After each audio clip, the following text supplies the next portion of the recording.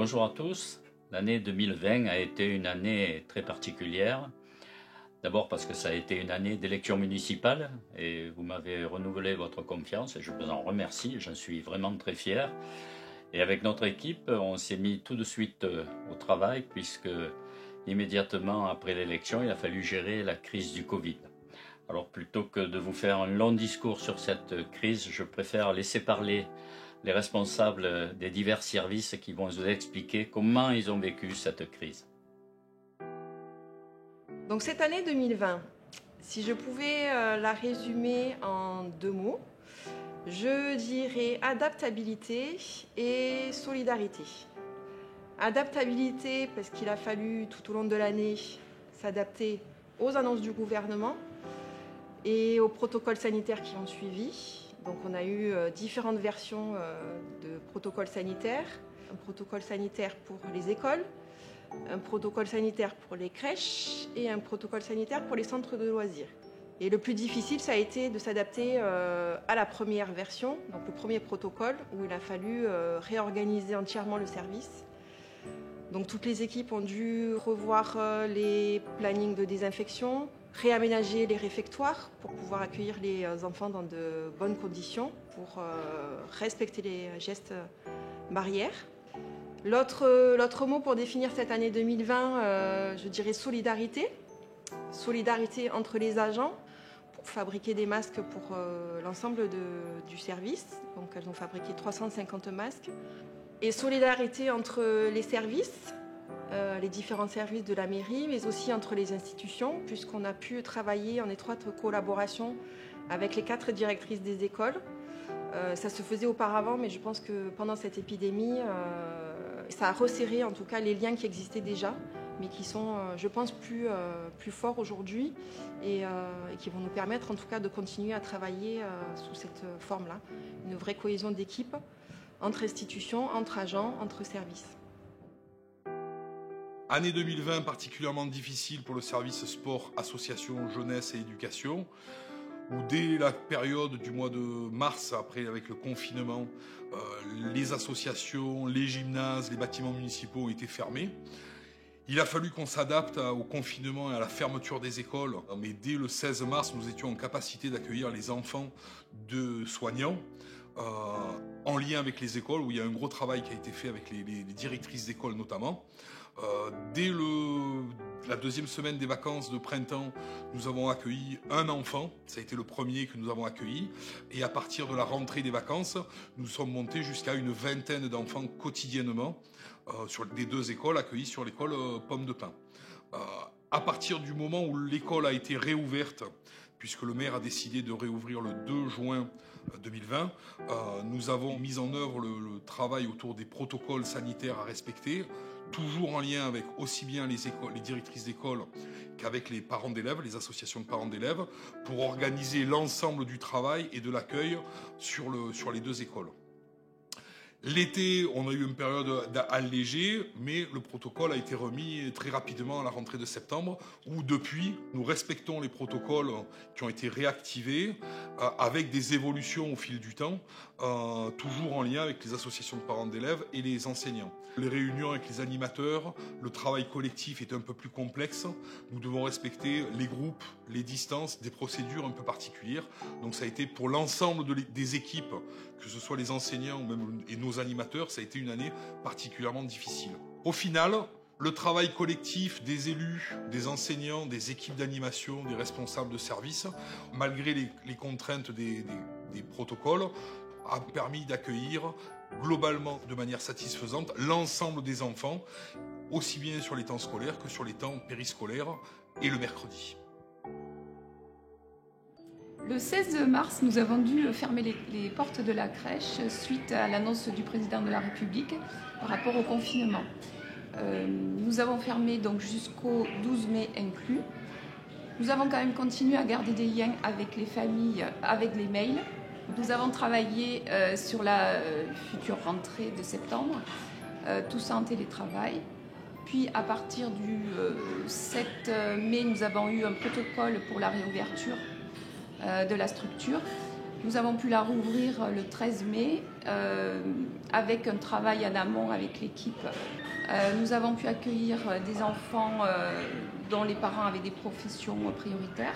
Nous avons accueilli 6 enfants entre le 13 mai et le 1er juin, donc avec des conditions très difficiles, puisqu'il fallait au niveau sanitaire, il y avait un protocole à respecter.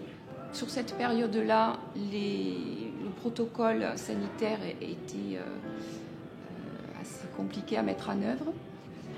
Donc à partir de la rentrée de septembre, le protocole était un peu assoupli. Au niveau de ce qui reste, c'est que les enfants ne peuvent pas se croiser d'une section à l'autre.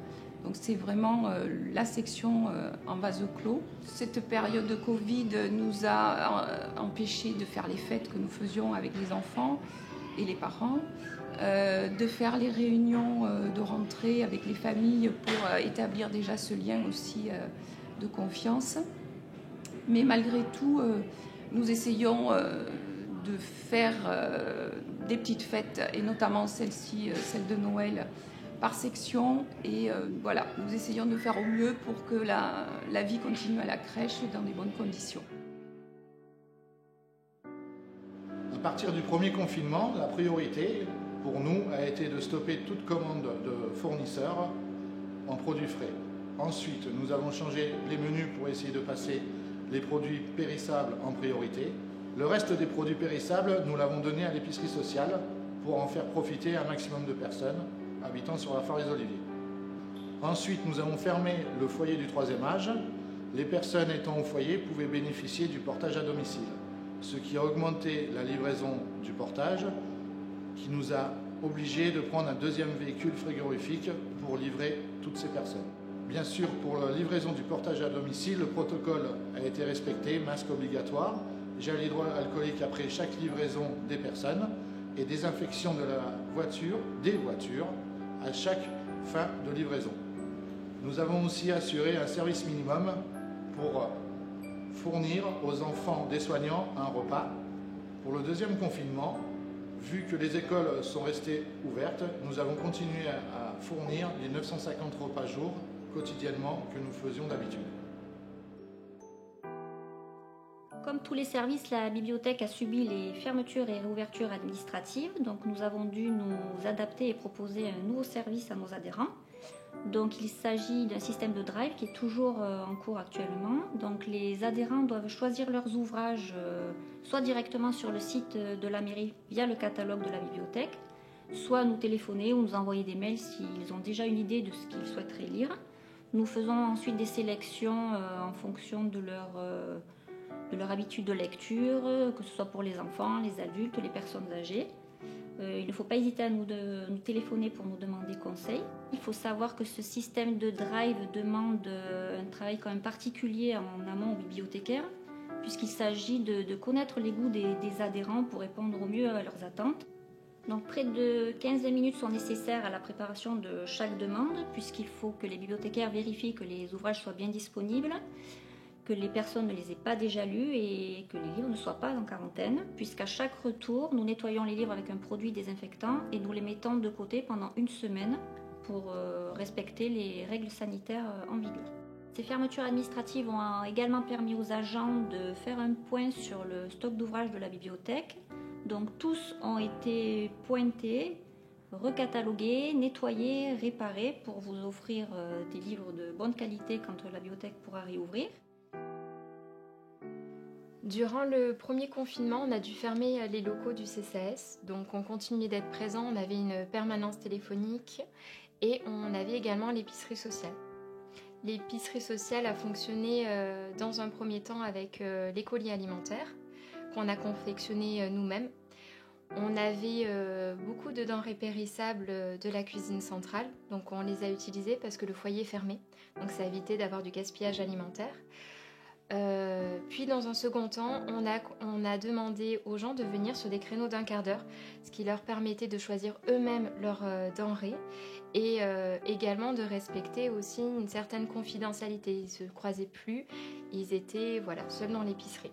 Durant cette période, les jardins d'insertion ont continué de fonctionner. ce qui nous a permis d'avoir des légumes et des fruits pour notre épicerie sociale durant toute l'année et durant le deuxième confinement. Dans le cadre du plan de sauvegarde, on est tenu à appeler les personnes vulnérables. Donc dans ce plan de sauvegarde, on les appelle en cas de canicule, grand froid, et également en cas de crise sanitaire, donc dans le cas du Covid. Donc chaque semaine, on contactait les personnes en veillant à ce qu'elles aient tout ce qu'il faut et qu'elles soient bien entourées. Donc ce qui était le cas, on a eu de retours plutôt positifs de la part de ces personnes. Cette année, nous n'avons pas pu avoir le repas de Noël pour nos aînés parce que, comme vous le savez, ça ne respectait pas les mesures barrières. Donc, on a mis en place les colis et également des colis pour les enfants du CCAS. Donc, on a pu toucher un plus grand nombre en faisant des colis adaptés à leur âge. Donc, ils vont récupérer la semaine prochaine. Donc je vais vous montrer après le sapin de Noël et les colis qu'on avait pour le 3e âge. Et également pour les enfants du CCAS, nous avons confectionné plein de petits colis. Voilà, pour que toutes les personnes en difficulté aient aussi un cadeau. Je suis ravi d'avoir la parole aujourd'hui et de vous accueillir dans ces locaux. L'auditorium Jean-Bernard, qui sont également les locaux de l'EMAD, l'École municipale de musique, d'art et de danse, ce qui me permet de faire un petit parallèle avec le contexte actuel et souligner à quel point les salles de spectacle sont malmenées ces temps-ci. Voilà, donc le petit bilan de l'année 2020. Année surprenante s'il en est, qui nous a demandé énormément de réactivité pour arriver à réagir face à elle, parce que vu le contexte sanitaire qu'elle a déployé, il a fallu apprendre à réagir et vite. Le premier confinement, au mois de mars, a été une improvisation totale. Je pense que tout le monde s'est fait un peu surprendre. Et on a mis en place ce qu'on a pu au niveau maintien des cours, maintien de la continuité pédagogique. Cette année, elle a commencé, entre guillemets, normalement, même dans un contexte sanitaire avec des conditions particulières. Et là, on s'est fait encore surprendre sur un deuxième confinement qui nous a permis d'asseoir des techniques de travail dématérialisé. Nous avons tiré 3 grandes solutions de fonctionnement dématérialisé suite à tous ces événements. La visio, qui nous permet un travail direct et un échange direct avec les élèves. Les échanges de contenu, qui nous, voilà, de l'envoi de vidéos, de fichiers audio, de mails, de tout support pédagogique avec un échange avec les élèves. Et éventuellement la récupération, c'est-à-dire lors d'un déconfinement futur, de reprendre quelques-unes de ces heures de cours précédentes après coup. Ces méthodes pédagogiques ont été maintenant éprouvées et vont faire partie de l'ADN de l'école de musique pour que dans le futur, s'il devait y avoir des reconfinements, nous puissions toutes les mettre en place, avoir donc un protocole complètement défini et avoir un suivi pédagogique qui ne serait, en tout cas, le moins possible impacté par ces moments de confinement. On espère de toute façon, au plus tôt possible, reprendre nos cours en présentiel. Nous espérons que l'année 2021 sera un peu plus calme que l'année 2020. Depuis le début de la crise sanitaire, les agents du service technique continuent d'assurer leur mission, malgré une situation et des protocoles assez compliqués. Le développement du télétravail et des réunions à distance nous ont permis de suivre le chantier de l'école Paul Doumer et ainsi pouvoir continuer à surveiller le chantier et ne jamais l'arrêter, même au plus fort du confinement. Notamment, la commune s'est impliquée dans le nettoyage des parties sanitaires et des parties communes et nous avons fait appel à un référent Covid spécifique pour ce chantier. La mise en place d'un service minimum afin d'assurer le nettoyage et notamment des rues, afin de ne pas ajouter à la crise sanitaire une crise d'insalubrité.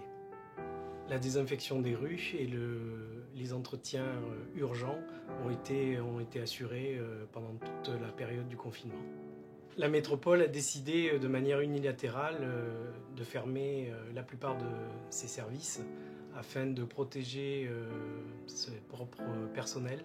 Nous avons donc été obligés de nous substituer, notamment en ce qui concernait le ramassage des encombrants et puis des divers dépôts sauvages qui ont été effectués dans la commune.